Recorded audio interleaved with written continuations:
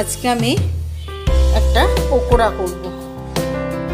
এটা ডিম পেঁয়াজিও বলতে পারেন। এটা করার জন্য আমি এখানে ডিম সেদ্ধ করে নিয়েছি, ডিমটা কেটে নেব। বেসন নিয়েছি, চাল গুঁড়ি নিয়েছি, কালো জিরে নিয়েছি, একটু বাঁধাকপি কুচো করে নিয়েছি, পেঁয়াজ কুচো নিয়েছি, লঙ্কা নিয়েছি, ধনেপাতা কুচিয়ে নিয়েছি। আমি এটা স্বাদ মতো নুন দিয়ে নেব, হলুদ দিয়ে নেব, এগুলো ভালো করে মেখে নেব।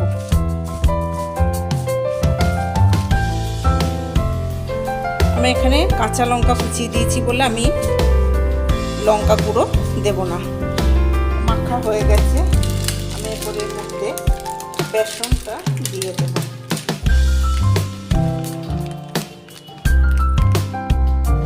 চালের গুঁড়ি দিয়ে দেব,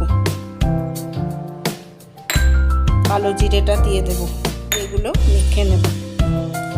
আমি এখন জল দেব না, যদি জল লাগে তাহলে জল দেব।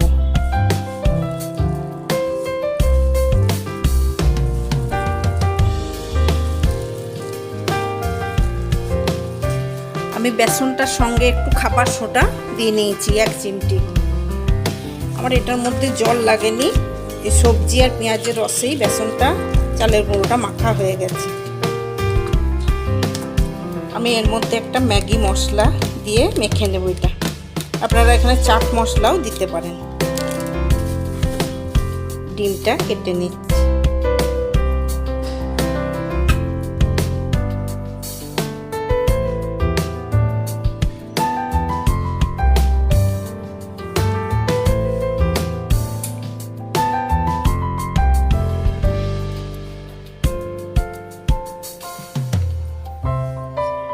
আমি ম্যাগি মশলাটা মেখে নেব।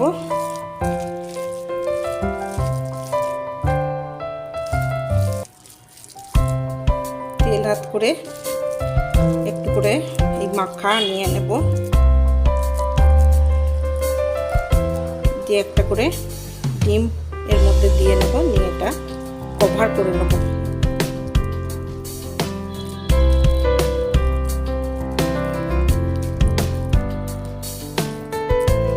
এইভাবে আমি কভার করে নেব।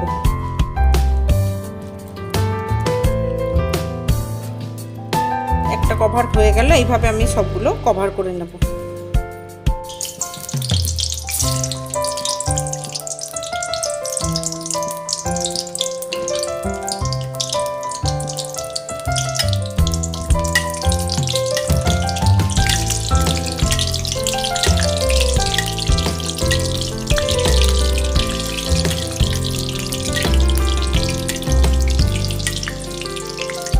এইভাবে দিয়ে নেব।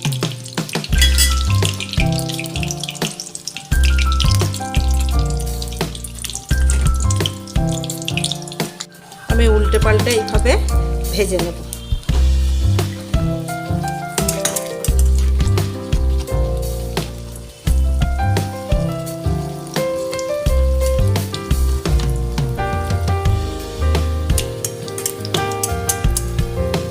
ভাজা হয়ে গেছে, এটা আমি তুলে নেব।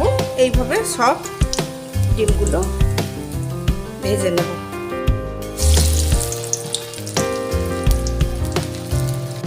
বন্ধুরা, ডিম পেঁয়াজি আমার রেডি হয়ে গেছে।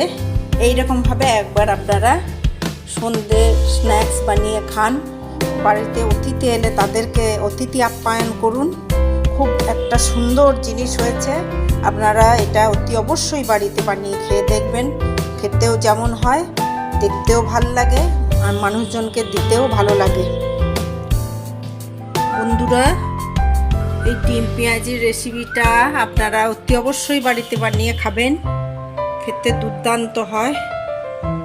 আমার এই রেসিপিটা আপনাদের কেমন লাগলো বানিয়ে খেয়ে দেখে বলবেন। যদি ভালো লেগে থাকে লাইক, শেয়ার, কমেন্ট করবেন এবং সাবস্ক্রাইব করতে ভুলবেন না। ধন্যবাদ।